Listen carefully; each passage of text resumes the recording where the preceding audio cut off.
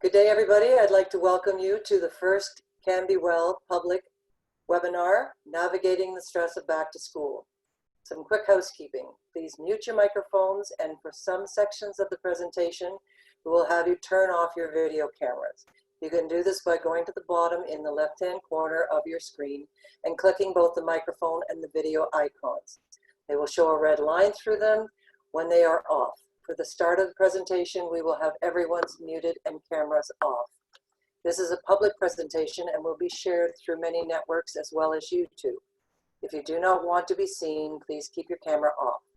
The presentation will be approximately 50 minutes in length, with the ability to participate in the activities the presenters offer. A Q&A will follow for the last 10 minutes.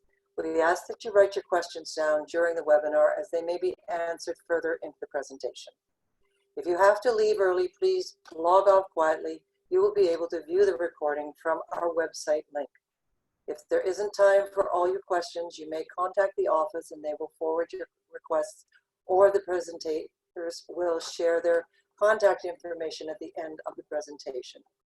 Please be sure to visit our website at www.canbewell.org and sign up for our public newsletter, which is delivered several times a year. Visit our YouTube channel, check out our events, class listings, and shop.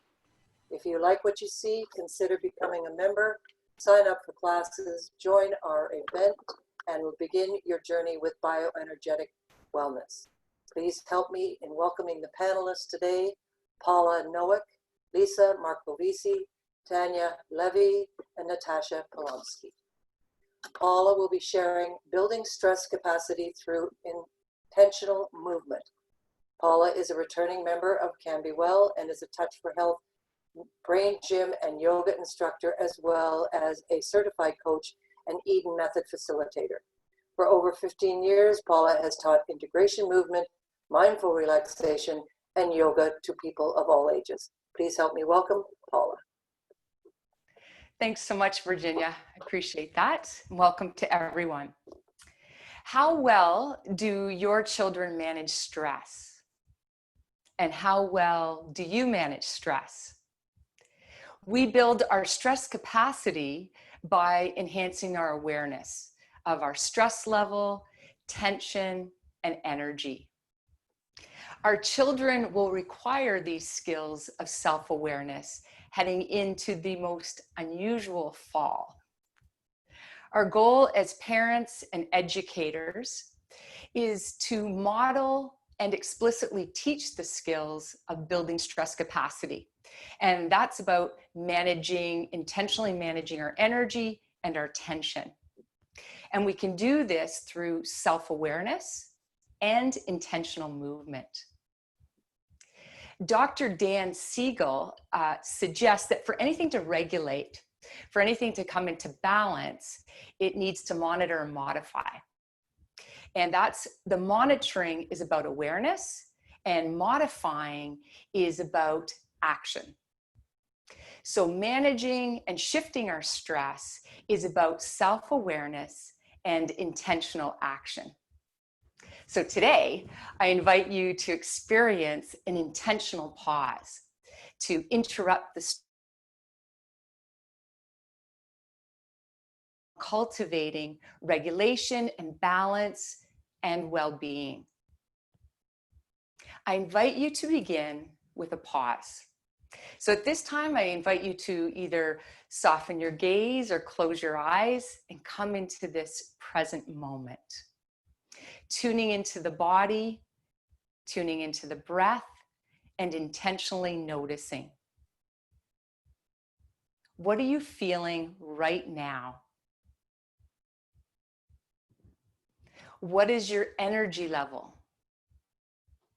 How is your engine running? Is it sluggish, a little slow, or is it revving fast, or is it running smoothly?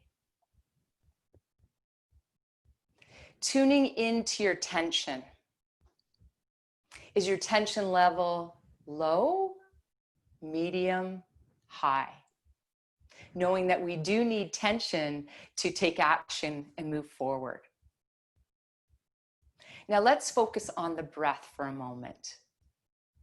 Slow and deep abdominal breathing is a great way to interrupt the stress cycle. And let's just take a few moments to intentionally pause and breathe into our abdomen. On the inhale, allow your abdomen to expand. And on the exhale, allow it to release. Continuing to focus on the breath. Inhaling, expansion.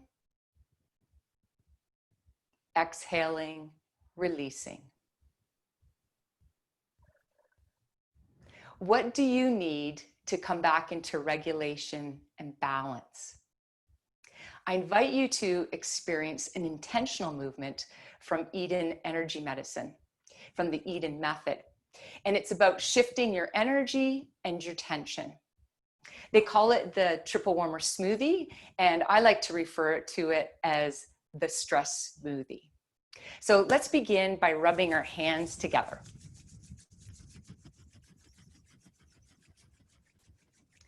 And you can do this movement with your eyes open or closed, depending on what you prefer. So gently take your hands and place them over your eyes. Your thumbs are at your temples, your fingertips are on your forehead. And if you prefer, you can have a little bit of light let in, or you can cover your eyes and close your eyes and very gently hold the different parts of your face. Breathing in and allowing your abdomen to expand, and slowly breathing out and releasing. You can stay here for a few breaths. And then taking our fingers over to our temples and our hands resting on our face. Again, very lightly. Inhaling, expansion, and exhaling, releasing.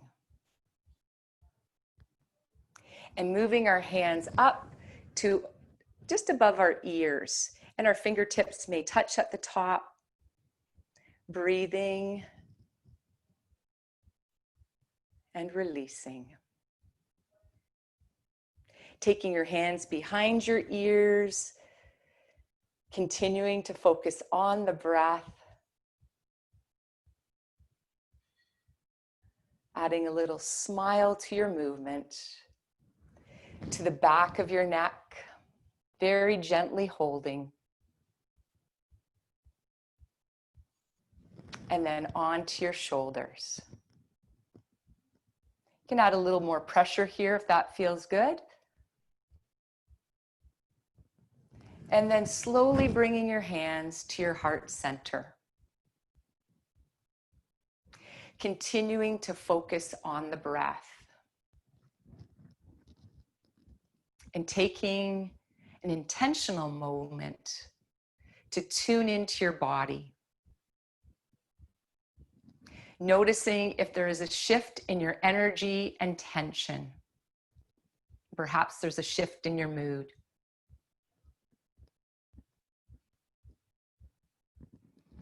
This is a great strategy or tool to use anytime that you're feeling that you want to shift your stress.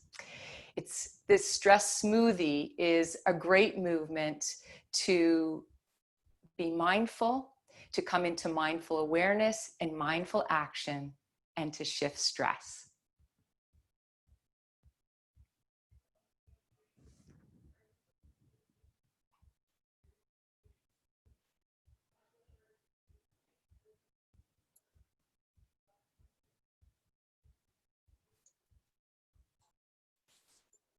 Thank you very much, Paula.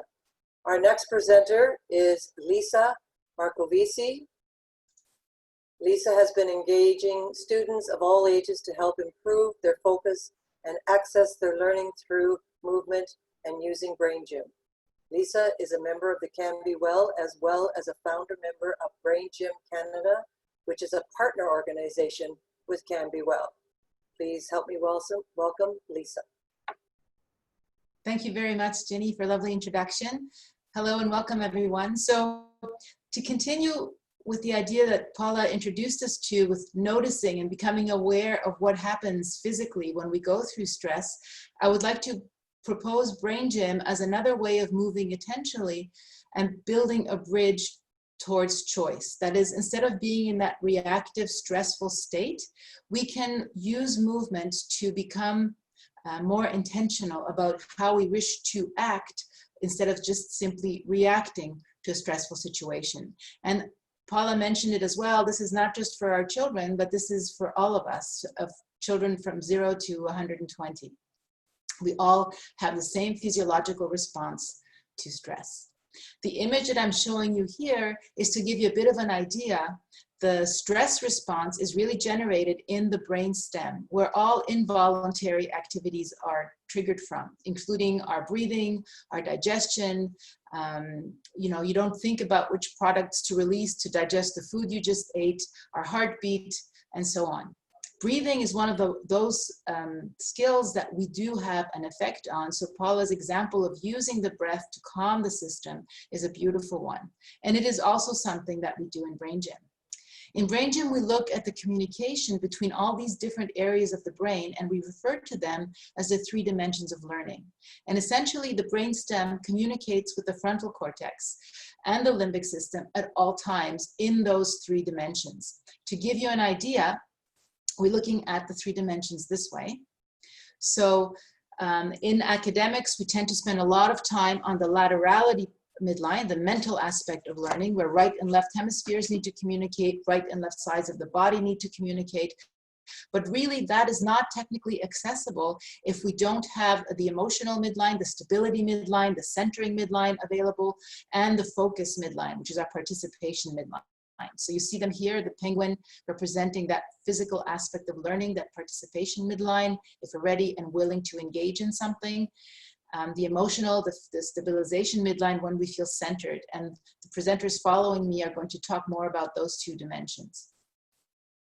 So we're going to use Brain Gym to come out of that survival, involuntary, instinctive state, which causes all kinds of changes to our breathing and our muscle tension, all those aspects that Paula invited you to notice. And we're going to use the 4 primary Brain Gym activities to come out of that survival state as well. So you did take a picture earlier with Paula, and perhaps at the end of this, we can look at that picture again to notice if any changes took place. But one of the first things we're going to do in Brain Gym is to make sure the body is well hydrated. Oftentimes in stress, our mouth gets dry, water gets rearranged in the sense that the body is going to allocate it to where it's needed most. So it's always a very good start to begin by taking a few sips of water. And it is something that we tend to do almost instinctively, right? When we greet someone that's upset, we offer them a glass of water right away. So if you have some water on hand, I encourage you to take a few sips, and otherwise, cheers, I'll drink for all of you.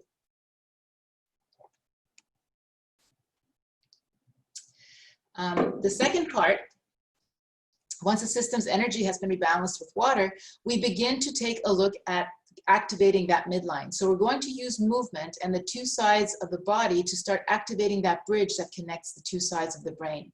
That bridge tends to slow down and even stop working when we're under extreme stress.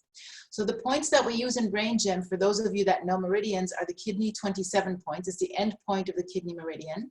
And what's special about that kidney meridian is that's the only one whose start point is actually at the bottom of the feet, the sole of the feet. So when we can balance the energy flowing through that one, we can really feel centered and grounded. So I would encourage you to have your 2 feet firmly planted on the ground. And the points that we're looking for are right below the clavicle. I'm just going to bring my shoulders in so you can see an exaggerated version, and bring my hands to just underneath that clavicle, quite close to the sternum, to the center. There's a soft place there for your fingers to go. And my other hand is going to rest gently on my belly button. And just like the girl on the picture, we're gently going to rub those points. Sometimes when we're very stressed, it can be a little sore. So just go lightly. It's not, less is more in some of these things. And if it's possible and you feel up to it, you can start to begin to allow your eyes to gently move from one side to the other. If you need to activate your head a little bit, that's fine. Just relax your shoulders, Remember that deep belly breathing that Paula talked about, and allow your eyes to move from one side to the other. We'll do that again for a couple of seconds, and then let's switch our hands. So the hand that was on the belly button is going to come up to find those brain buttons. Remember, just below the clavicle, quite close to the center. We're going to rub those gently, and once again, with shoulders relaxed, we're going to allow the eyes to move from side to side. So now that we've kind of opened up a pathway towards crossing that midline, let's again use the body to activate that little corpus callosum, that bridge between the two hemispheres. So we do this by bringing, for example, the right hand to the left knee and the left hand to the right knee, just like that young man is doing in the picture. I'm going to stand so you can see my body. You won't see my head anymore. But essentially, we want to cross. So we want to bring the opposite hand to the opposite knee. You can do this standing, you can do this sitting. The slower you go, the more intentional the movement, the more balance is involved, and the more brain regions are going to get activated. And you can certainly have fun with the movement, doing it behind your body or even doing it out to the side. There's all kinds of variations that are possible, always moving carefully, deliberately, and with intention. So after about 30 seconds or so, to allow our brain to get the message, we're going to go on to the next movement, which is the last one. It's called hookups. Some of you might know it under another name. And here, again, you can do it sitting or standing or even lying down, but the ankles are going to cross. It doesn't matter which way, whichever way is comfortable for you. And for the hands, we're going to bring both hands out front. You see my thumbs are up right now. I'm going to turn those thumbs down. Cross one hand on top of the other, again, whichever way you prefer. Interlace the fingertips and very gently bring it close to my heart. My shoulders are relaxed. I'm going to place my tongue on the roof of the mouth. This is essentially like giving yourself a great big hug and letting yourself know that everything's going to be all right. Again, focusing on that deep belly breath. The tongue stays on the roof of your mouth. You're breathing through your nose. If you wish to exhale through your mouth, you can. And don't worry about thinking about anything in particular. Just focus on breathing, relaxing those shoulders, relaxing anything that you can, your jaw, your knees, your back, your belly. And when you feel that your breath has calmed, we're going to uncross the feet and simply bring the fingertips together. And this is our ready state. It's as if we had just rebooted our little computer and we're ready to go. And notice if in some of those things that Paula invited you to take a look at, your breathing, your tension, the chatter in your mind perhaps, notice if some of those things have changed as we did what we call in Brain Gym PACE, being present, active, clear, and energetic, basically getting ready to learn. We are very excited this week to launch Brain Gym Canada's website. So if any of you would like to know more about Brain Gym and Paul Dennison's work, we invite you to come and visit. Thank you very much and enjoy the rest of your workshop.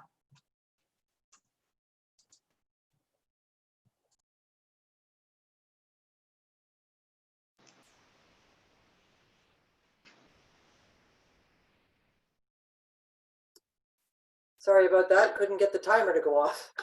Could you please now help me welcome Tanya Levy, who is going to be speaking on the stone exercise, an introduction to intention-centered learning. Welcome. Good afternoon, everyone. This is an exercise I use with my students to help orient them to new learning. And usually I do it when classes begin. So I thought I would share it with you today. I want you to think for a moment about the learning experiences that you are thinking about doing in the future. And for most of you, you'll be looking at classes starting in September, most of the young people on the call today and the parents. And as you begin to think about your learning goal, I want you to think about learning in the past that was difficult for you, or challenging, or frustrating, and just think for a moment of how you might be holding the stress from that in your body or in your energy field. And then I want you to think for a moment about learning that has been positive for you and uplifting and gone well. And sometimes when we hold that energy, it uplifts us and it helps our energy field to be balanced and clear. And sometimes those stories that we hold about things being frustrating and things being successful are the same learning, because sometimes learning can ebb and flow. It can go well for a while, and then it can be challenging for a while. So the stone exercise is a way to support you in your learning journey. So if you were going for a walk, I'd invite you to look for a stone that speaks to you. Maybe it's a shape or a color or a pattern. And just for the purposes of today, I want you to imagine that you're out walking and you see a stone that speaks to you. Now, those of us who collect stones are usually attracted by certain shapes and patterns. So perhaps you see one that's shaped like a lopsided heart. Or maybe you see one with a pattern on it or a shape. I think this looks a bit like an upright caterpillar. This one, for example, I think looks like the face of one of Dr. Seuss's characters. And then sometimes we're attracted to very smooth or round stones that we can hold with our hands. And the purpose of gathering the stone is to begin to think about, what do you want to happen with your learning experience? How do you want it to go? What kind of story do you want to create about it? How can you remove the stress from it? So let's say you chose this stone. And then I want you to think about what intentions you want to give the stone. Do you want to give it the intention of focus for your learning experience? Do you want to simply accept your learning experience? Maybe you just simply want to keep it with you to remind you of keep moving forward. And that intention that you hold begins to clear your energy field, because you're very clear, I want to do well in my learning journey. And this stone is a reminder when I hold it in my hand, or leave it by my bedside, or carry it in my knapsack. This is there to remind me, because stones are our allies. Now, sometimes we want to write messages on our stones, so I'll give you an example of that as well. This says, for example, I love you to the moon and back. You can write any message you want on the stone. You can have your intention be a thought that you hold in your heart, or you can have an intention be something you write on your stone, or maybe you write a little note beside the stone. On August 12th, 2020, I made a decision to begin my studies and start getting ready, and this stone holds my belief that I'll be successful. And what I tell my students when I give them the stone is, every time you look at this stone, remember, I believe in you. I believe in your ability to be successful. I believe in your ability to move forward and reach your learning goal. And that doesn't mean that every day goes perfectly. An intention is there to remind us that no matter what happens, we'll find our way through. It's a way to remind us that we matter and our learning goals matter, because learning varies for each one of us. And there are parts of it that we find easy and parts of it that we find difficult. The intention is to keep us unified and moving forward. It could be something like, my learning flows with grace and ease. I find my learning to be in flow. I am balanced. My learning will be stress-free. So just for a moment, take a breath in.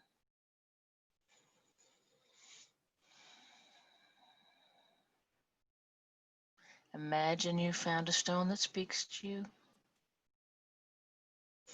Take another breath. Imagine the intention you have for your learning goal.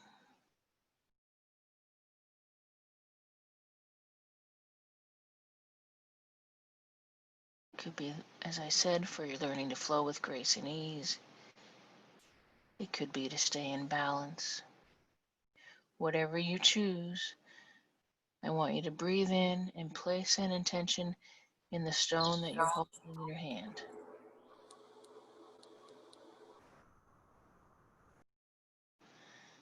And then as you hold that intention, remember, it's always there for you. It stays with you. And then I want you to think about, where do you want to place your stone? Now, sometimes you want to put it where you're going to see it every day. Sometimes you want to carry it on your person and keep it in your pocket. Sometimes it goes in your knapsack. Maybe it goes on the dash of your car. Maybe it sits by your laptop. And whenever you look at that stone or hold it in your hand, remember that it holds your intention. Because when we begin to create new stories for ourselves, because each learning goal is a new story, it rewrites our story, it teaches us new learning and new skills, and that intention will be with you and stay with you. Now, some people like to do more than one stone. So don't feel that you're limited to one stone or one goal or one intention. I just find it's easier to stay with one, and it could just be, I'm going to complete this learning. This is going to happen. I believe in myself, and I have the stone to remind me. And, you know, remember that the whole point is that stones are interesting, and they have patterns, and they have color, and they have shapes. Just like we're interesting, our story has patterns and colors and shapes. So this intention is just for you. It's for your own personal learning journey. It's for your sacred journey. And every time you hold that, remember in your body and in your being and in your heart that you matter, your learning journey matters, and you have the capacity to be successful. And I believe in you. So keep that near you. So that is the stone exercise. And what I found is that students have sent me stones back from all over Canada. I found this while I was cleaning up. I thought I'd send it to you and let you know I finished my learning. They can always tell me where their stone is because intentions matter and you matter. So I wish you well on your learning journey. And that's the stone exercise. Thank you for your time. Thank you very much, Tanya. And our next and last presenter is Natascha Polomski with Centering and Grounding for Calm and Focus. Natascha is part of the leadership team of CanBeWell and the vice president of the board. She is a therapeutic touch instructor, the co-creator of the TT for Families course, and has trained in Touch for Health and has a specialty with sound and therapeutic singing bowls. Welcome, Natascha. Thanks, Virginia. So yes, I'm here today to speak about how you can find your calm and focus through centering and grounding. Those are two exercises out of our TT for Families, but basically it's an exercise that's really, really important in everything you do in your life. We don't do that much, and everything around us tends to get us to a frazzled state because there's so much going on around us. We are involved in so many things, and especially going back to school, the situation at the moment, there's a lot of fear, anxiety, and that won't let us find ourselves in the middle of all of that. The exercise we're going to do in a few seconds is really, or a few minutes, depending on how long I talk, is really easy and can be done by everybody. It doesn't matter if you're a child or if you're grown up. It just takes you to a very calm state and a very focused state and allows you to let things happen without reacting more. You're responding more than reacting to anything. So if you take your state right now, and if you feel into your body, and again, it comes down to what Paula said, the awareness. If you take stock of your body, how you feel right now, is there tension? Is there, how are your thoughts? Are they focused? Are they all over the place? What background noises do you have? What else is going on in your life? Is there a air conditioner? Is there a light humming? All of that. Are you outside? Do you hear the noises from the street? all of that can distract us, and it makes us frazzled. But if you start to breathe into your belly, and again, we're at the point of breathing, you're creating focus. So the centering is the opportunity to bring focus or one's attention into the moment and into yourself, while the grounding is a second exercise that is the opportunity to find a connection with the earth that calms and relaxes the body. And centering per se is as easy as taking a breath. So basically, just by you breathing into your belly, you're already you're getting your focus inside. So if you do that just a few times, breathe inside, and as if you fill a balloon or a bubble or a bowl or something like that, just breathe into that and feel how your body expands and how the focus and the attention of yourself focuses and accumulates inside your belly. With the image of the bowl or the balloon, you're actually setting your intention to fill that area, and that will draw the attention from everything outside to the inside. And once you have the feeling that this bowl is full and overflowing, then I would like to ask you to direct that flow out and down of your feet, or down and out, which is the way we use it in therapeutic touch. So down and out, and the intention or the direction of your breath down and out will draw the energy down and out, which creates the flow. And I want you to pay attention to what's happening with you when you do that, how your feet feel, and how you connect. How is your posture? How does that change? You can do that eyes open or eyes closed. And then just get a feel for how do you perceive your surroundings? How is your environment now? Did it change?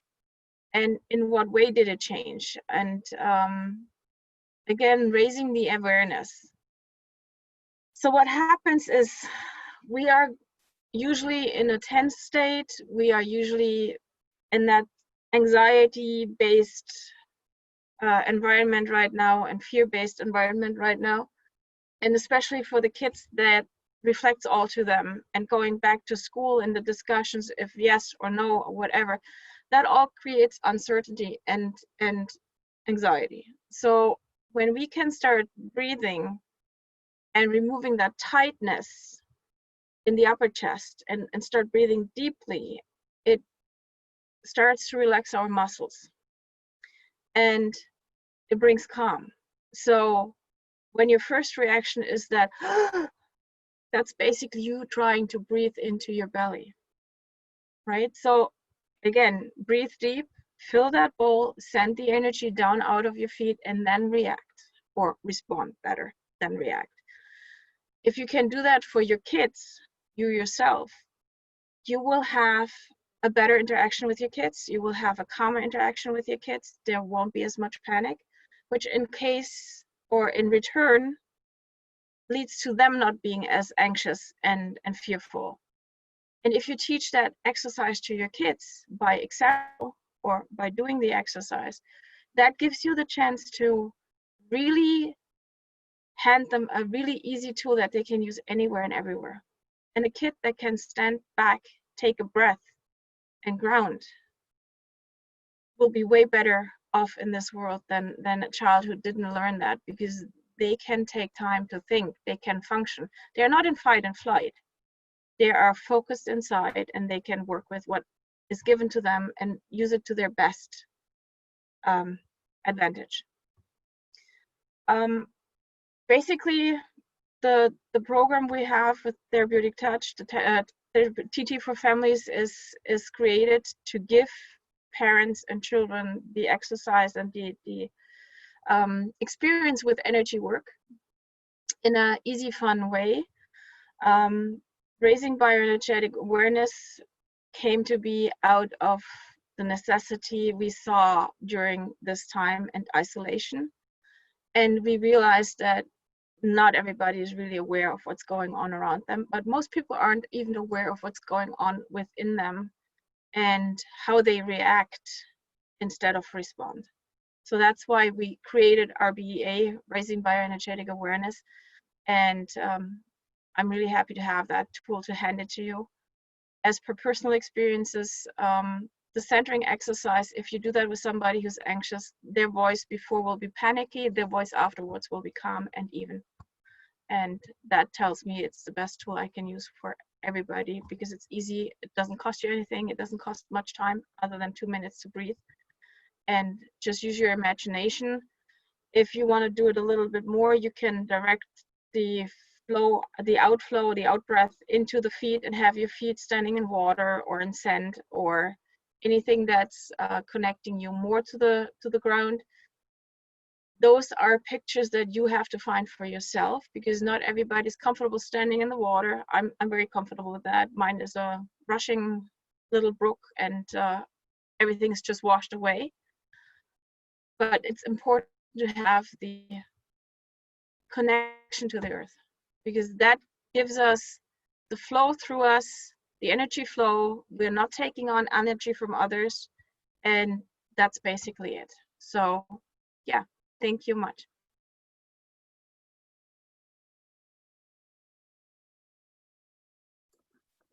Thank you very much, Natascha. And now I'd like to turn this over to Michelle Greenwald, our illustrious president, and she will conduct the Q&A portion of this. I thank all of the participants, the panelists, and for a great job, and look forward to seeing this in reruns on the website. Thank you, Virginia.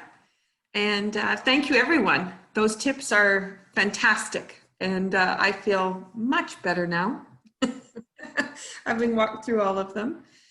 This is our time to do questions and answers. So if the people that have come onto the webinar are okay to be recorded, because this will be shared in our YouTube channel, we would welcome you to take your cameras and open them up and open up your microphone so we can ask some questions. And I thought maybe while people are doing that, if you just wanted to share where you have used these techniques yourself, because I know all of us have used them probably daily, but where kind of our favorite little spot happens to be.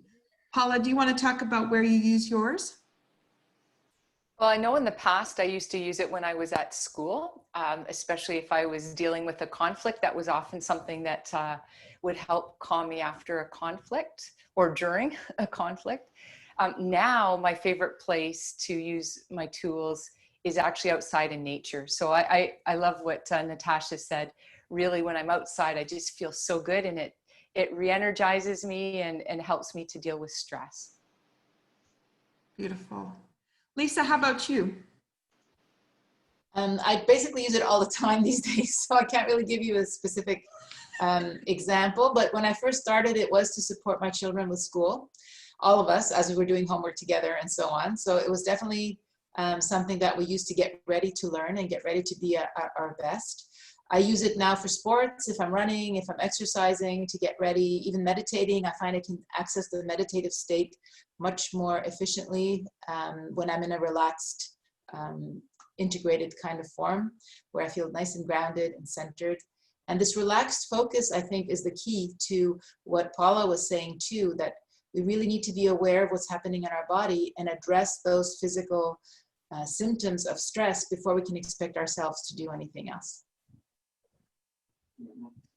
Exactly. I'm thinking the same thing as just what you're saying. That's kind of the evolution of the techniques that I use as well. And it's beautiful to see where they go.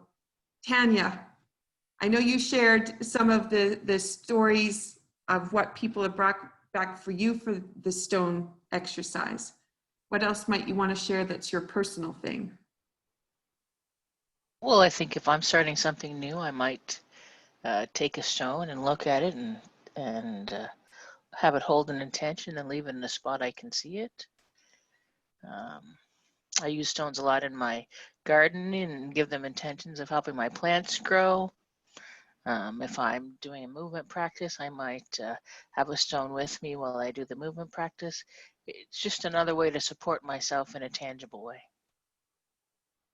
The phrase that I really resonated with as you were talking is every time you said, "I believe in you," it was like, Yes. boom, you know? And I was thinking, well, I've heard you say that to me many times, but when you are talking about those stones, that I believe in you is just so incredibly powerful. And I'm hoping others will feel that same experience. And I think we have to believe in ourselves, because I think we often look outside of ourselves for that belief, but I think we have to have faith and trust in ourselves as well. And I think that, you know, there's so many ways to use stones as allies. Yeah, so that's my answer. Lovely. Natascha, tell me about centering and grounding and how you love to use that.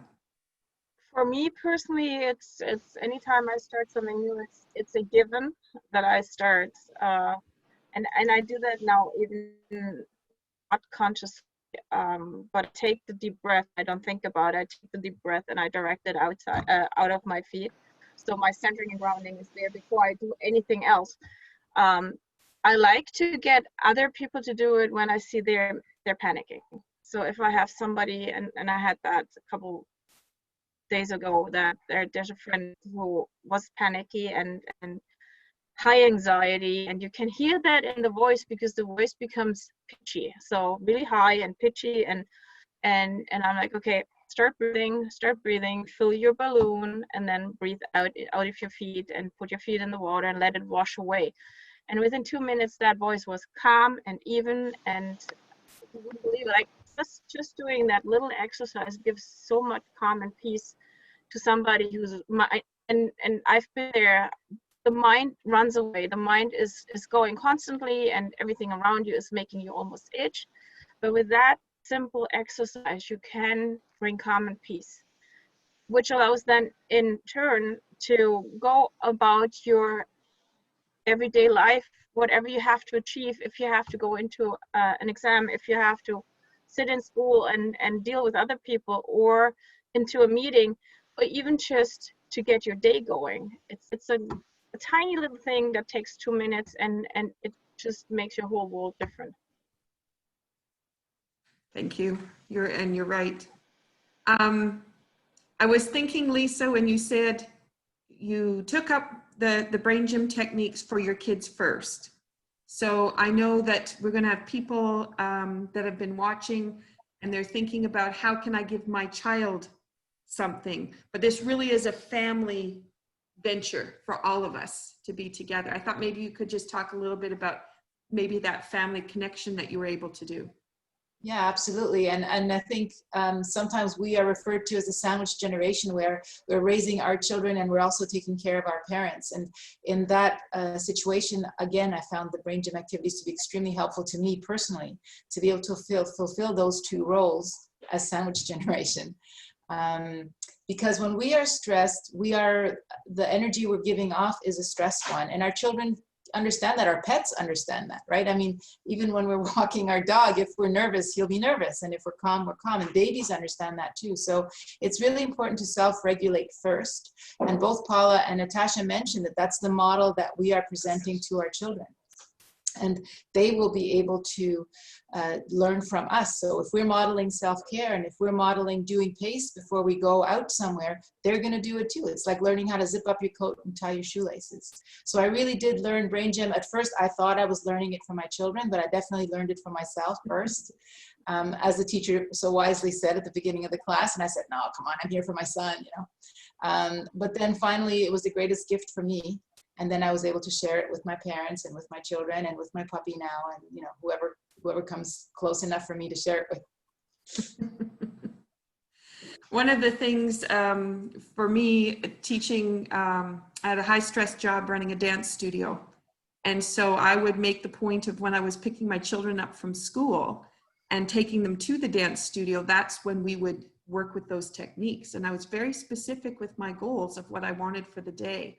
I'd like my afternoon to flow easily, and all the activities I engage in, I have the creative ability to put together what I'd like to create in the dance studio. And I'd have those little kind of phrases going on in my mind, and then engage in that activity. And we had the car ride. So in the car ride, we got everything done. By the time we got to the studio, the transition from school to after school activity had changed, and it was a whole new way to experience things. So I see Rena's got, she's got her camera on. I didn't know, Rena, do you have a question?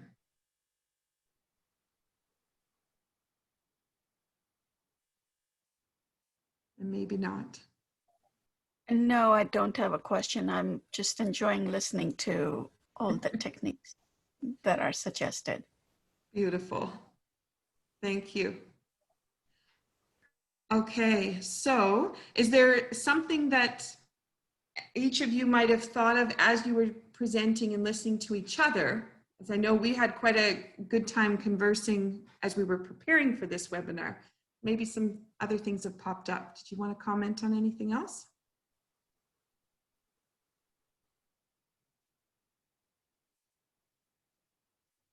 I think it's really, really nice to see how much we tie into each other's disciplines, and how much one can take from the other and support the other discipline too at the same time, right?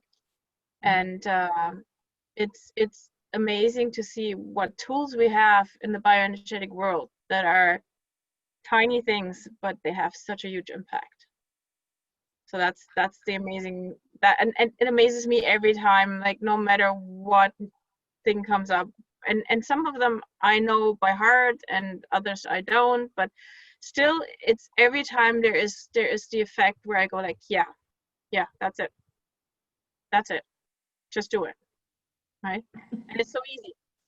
It's not that we have to go and buy equipment and get pills and whatever. We can just breathe, we can just move, we can just set the intention, and still it has a huge impact for everybody that is involved in that.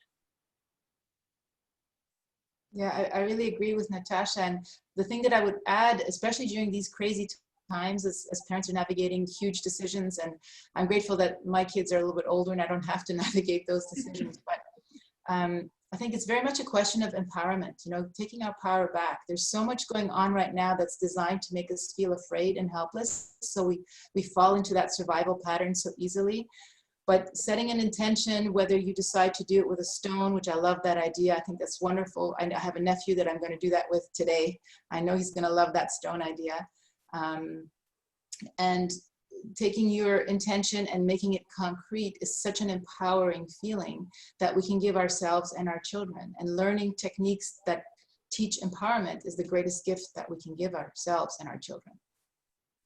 When I started to learn about therapeutic touch in 2009, that was the first time I heard about intention. I'm happy to see that more and more other disciplines pick it up, because it is our focus to what we're doing. And even if you just set an intention, do nothing else, you are focused, you have the way, the path, the map to get where you want to, right? While if you don't, there is no, it's diffused, there is no real way. It's like you're in the fog. Well, if you set the intention, everything clears up and you can go.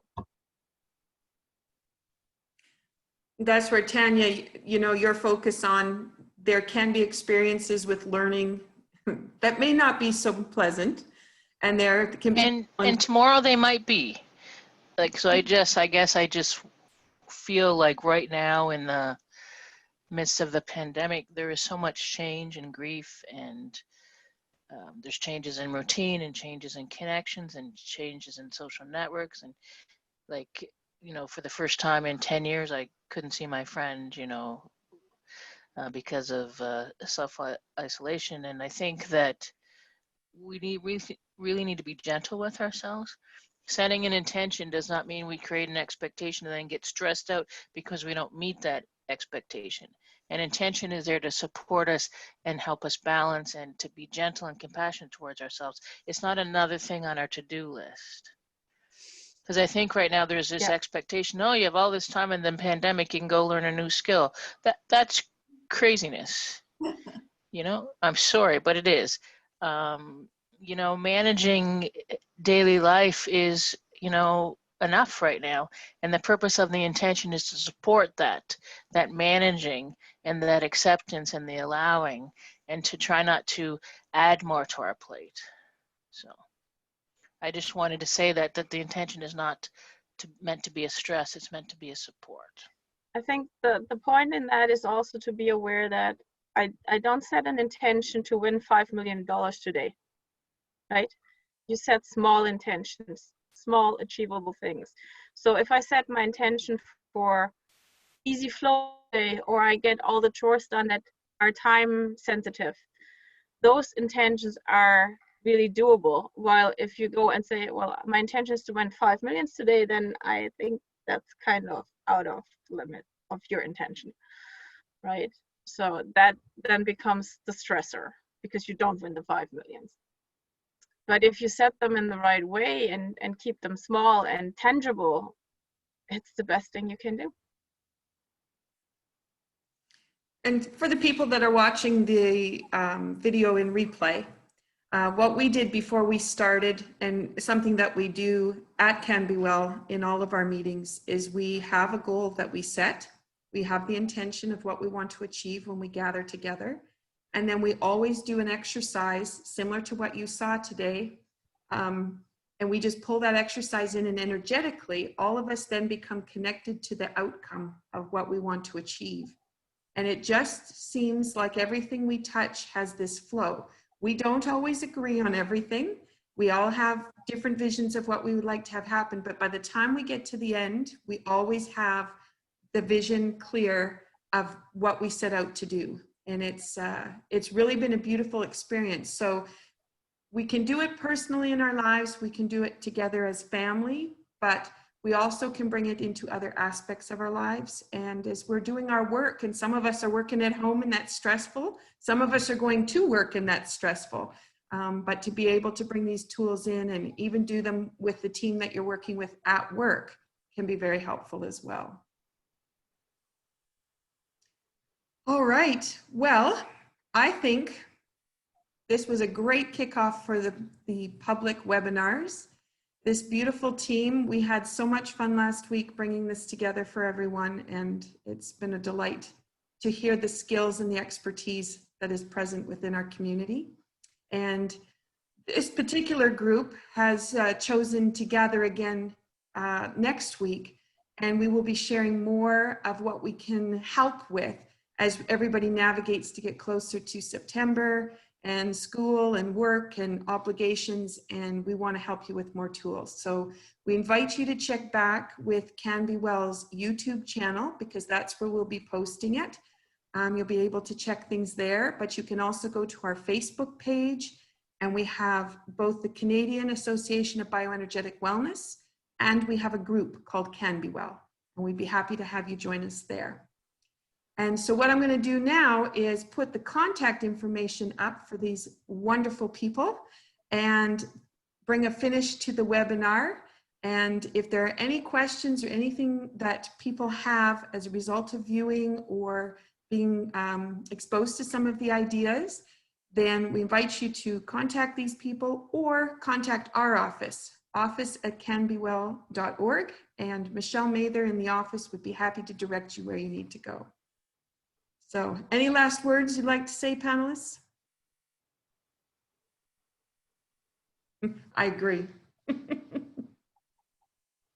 Thank you very much. And I'm just going to bring up the PowerPoint here so you can see the last little pieces. So if you like what you're hearing, we invite you to join us as an introductory member if you'd like to join along with what we're doing.